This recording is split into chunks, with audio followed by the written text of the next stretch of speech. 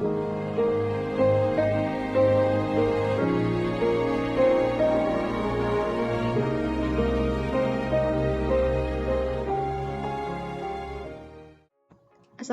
warahmatullahi wabarakatuh. Halo Bapak dan teman-teman semuanya, saya Keza Nuresa Fitri dari kelas 11 I1 dengan nomor absen 11, izin mengumpulkan tugas video geografi dengan tema keberagaman budaya pada daerah Provinsi Kalimantan Barat yang beribukotakan Kota Pontianak.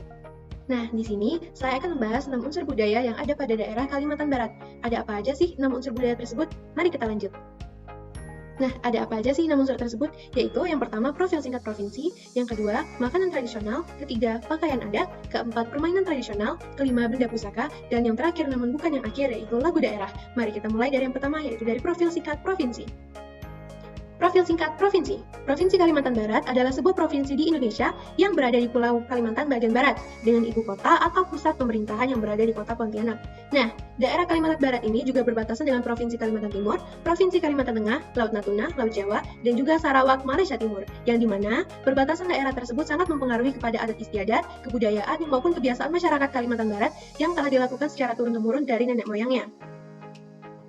Kalimantan Barat juga dijuluki sebagai Provinsi Seribu Sungai karena Kalimantan Barat ini mempunyai kondisi geografis yang mempunyai ratusan sungai besar maupun kecil yang diantaranya itu dapat atau masih sering dilayani hingga saat ini. Nah, bahkan beberapa sungai besarnya itu masih digunakan sebagai jalur utama untuk angkutan daerah pedalaman, walaupun prasarana jalan darat telah dapat menjangkau sebagian besar kecamatan. Dan berdasarkan sensus tahun 2010, suku bangsa paling dominan di Kalimantan Barat yaitu Dayak dengan persentase 34,93% dan Melayu 33,84%, yang dimana dua suku ini sangat-sangat mendominasi bagian daerah Kalimantan Barat. Kenapa? Ya karena adanya perbatasan daerah tadi ya, lagi-lagi karena alasan geografisnya. Dan juga karena Kalimantan Barat ini berada di Pulau Kalimantan yang sangat besar dan memang kebudayaannya sangat terpaut satu sama lain dengan provinsi lain seperti Provinsi Kalimantan Timur maupun Tengah. Nah, setelah kita berkeliling di daerah perbatasan Kalimantan Barat, sekarang kita beralih nih ke makanan tradisionalnya. Yang pertama yaitu ada kiam kokwe yang berasal dari bahasa Hokkien. Nah, kiam kokwe atau kue talam ebi ini merupakan camilan khas kota Pontianak yang populer di kalangan masyarakat Tionghoa. Kiam kokwe ini berbahan dasar tepung beras, kucai, dan talas yang kemudian ditumis. Nah, kiam kokwe ini juga bukan kue yang sekedar menarik dari tampilannya saja, maupun dari rasanya juga dan cara pembuatannya yang diwariskan secara turun-temurun. Yang kedua yaitu ada bubur pedas. Nah, bubur pedas ini juga menurut saya salah satu makanan yang unik karena namanya saja bubur pedas, tapi aslinya dia bukan makanan yang terlalu pedas. Kenapa dia dinamai bubur pedas? Karena itu sebagai ungkapan masyarakat Sambas yang mana bubur ini mengandung rempah-rempah yang kuat, dan juga bubur pedas ini dari asal nama yaitu bubur padas yang merupakan makanan tradisional khas orang Melayu Sambas dari Kalimantan Barat. Nah, yang ketiga ada pengkang.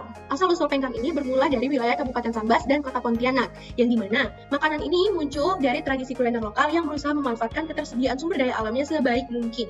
Nah, yang keempat ada coipang. Coipang ini dibawa dan diperkenalkan oleh orang Teochew yang berantau dan menetap di wilayah negara Indonesia, terkhususnya di wilayah Kalimantan Barat. Nah, dalam bahasa Hakka, coipang ini disebut sebagai kue sayuran, begitupun dalam bahasa Teochew. Nah, yang kelima ada sotong pangkong. Sotong pangkong ya, bukan yang pengkang tadi. Nah, sotong pangkong ini kuliner khas kota Pontianak yang populer saat Ramadan. Pada saat ini, mungkin kalau saat ini kalian ke Kalimantan Barat, itu pasti baik banget loh soto pangkong yang ada di sana. Nah, sotong itu merupakan cumi-cumi, sedangkan pangkong itu artinya dipukul. Yang dimana sotong pangkong ini berarti cumi-cumi yang cara masaknya itu dipukul. Sebelum dipukul dia dikeringin, dipanggang, baru disajiin ya, dengan cara dipukul tadi.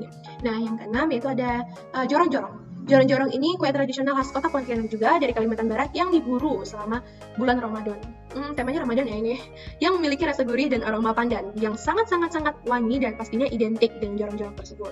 Dia disajikan dengan wadah daun pandan dan berbentuk persegi dengan balutan daun pandan yang tentunya bertekstur lembut. Ini kalau dalam segi pembungkusannya, ini mirip dengan kue Padamaran yang ada di wilayah Jambi. Nah, sudah kenyang nih kita membahas makanan tradisional. Sekarang kita bahas pakaian adatnya.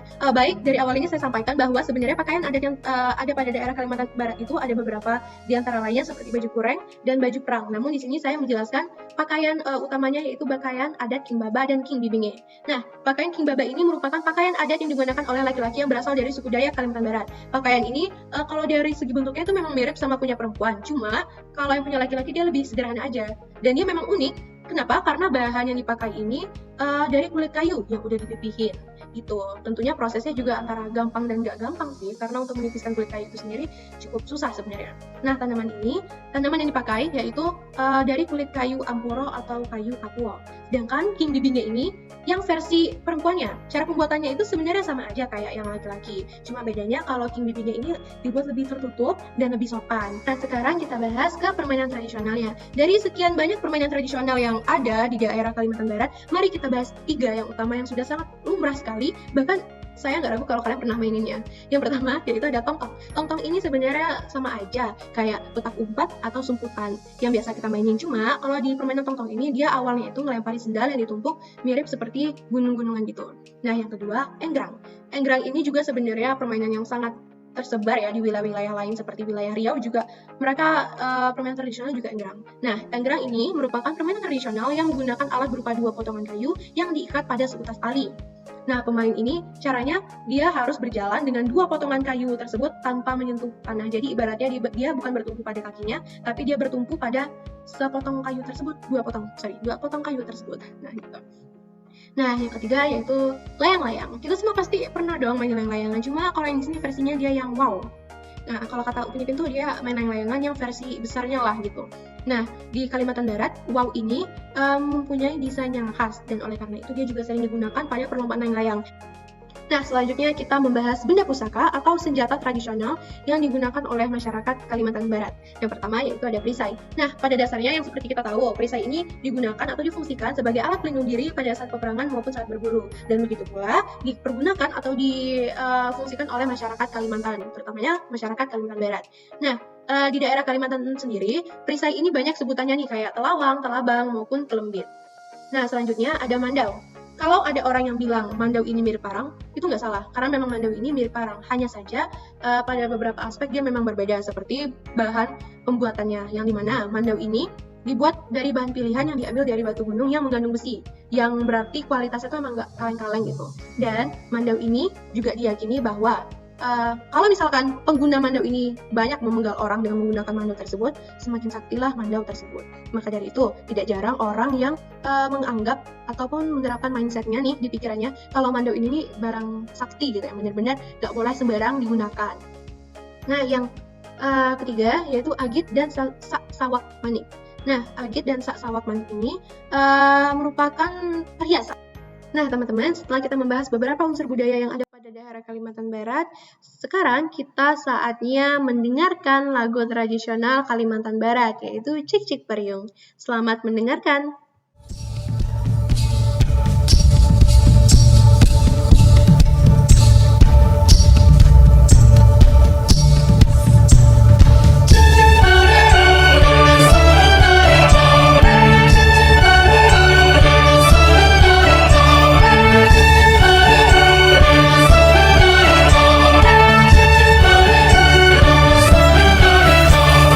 Cik cik pariung langsung dari cabe.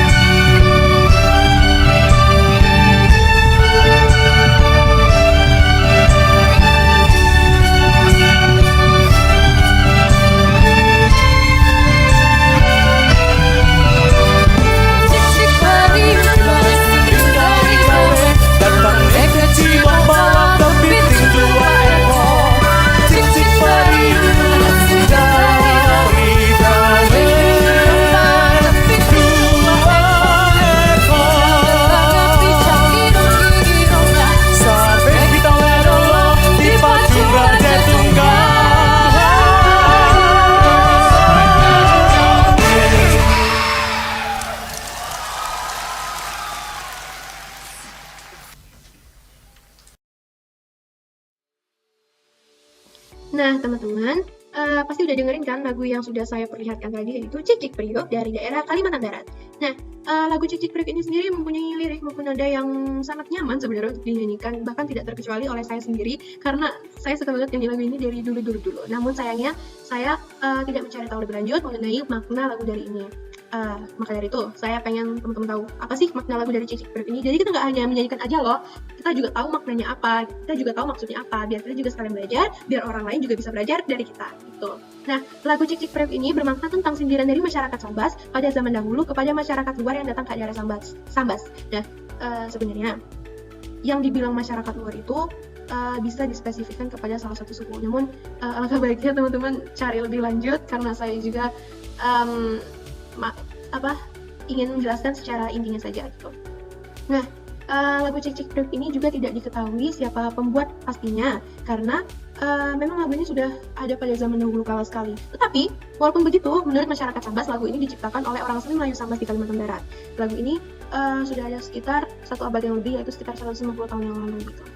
Lagu Cik Cik Priok ini berintikan mempunyai arti atau bermakna sindiran dari masyarakat yang sudah saya jelaskan tadi, dan juga sebagai bentuk ungkapan ya atau menggambarkan trauma masyarakat Sambas terhadap pemimpin yang kejam pada saat itu. Jadi memang Cik Cik Priok ini bisa dibilang bukan lagu yang happy, bukan lagu yang menggambarkan kebahagiaan, tapi justru lagu yang menggambarkan kepedihan masyarakat Kalimantan terutama di Kabupaten Sambas pada saat itu.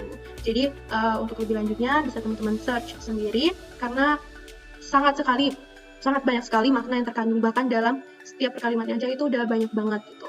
Tapi yang penting kita di sini menghargai lagu dari budaya masing-masing dan juga sesama budaya di Indonesia ini. Dan juga selain mendengarkan lagu tersebut, alangkah lebih baiknya kita memahami maknanya gitu. Nah, sekarang kita bahas kesimpulannya karena kita sudah selesai nih membahas 6 unsur budaya penting yang ada pada daerah Kalimantan Barat. Untuk kesimpulan ini sendiri sebenarnya kita dapat menyimpulkan masing-masing dengan perspektif yang berbeda namun tetap dari sumber yang sama dan pengertian yang sama. Jadi dari saya, kesimpulannya yaitu Kalimantan Barat ini merupakan sebuah provinsi yang sangat Masya Allah dari sumber daya alamnya maupun dari kebudayaannya. Mengapa? Karena bisa kita lihat sendiri gini, mereka mempunyai sumber daya alam yang sangat melimpah dan masyarakatnya pun sumber daya manusianya juga pandai gitu untuk mengolah itu, seperti dalam bentuk pangan yang tadi saya sebutkan seperti sotong pangkong dan juga pengkang. Lalu dari pakaian adatnya juga nih, dia berasal dari kayu yang memang lumrah lah ada di daerah Kalimantan Barat itu. Nah, dari segi kebudayaan pun mereka juga Masya Allah banget. Kenapa? Karena Kalimantan Barat ini kan posisi geografisnya memang di antara 3 negara sih bilangnya, masyarakat Malaysia, Brunei, dan juga Indonesia, yang dimana kondisi geografis itu juga sangat mempengaruhi keberadaan suku yang ada di Pulau Kalimantan, khususnya yang kita bicarakan sekarang yaitu Kalimantan Barat. Nah, suku yang ada di Kalimantan Barat ini juga didominasi oleh suku Dayak, Melayu, Madura, dan Tionghoa, yang dimana masing-masing dari suku ini mempunyai ciri khas budaya yang unik dengan ciri khas masing-masing lah gitu. Nah, keberagaman ini juga tercerminkan dalam upacara adat, kesenian tradisional, pakaian, maupun kuliner yang beragam. Dan pada intinya adalah, walaupun masyarakat atau penduduk Kalimantan Barat ini memiliki sangat banyak perbedaan, baik dalam segi kebiasaan maupun adat istiadat ya sebelum-sebelumnya, masyarakat Kalimantan Barat ini tetap hidup berdampingan dengan harmonis, menjunjung tinggi nilai toleransi dan saling menghargai antar suku.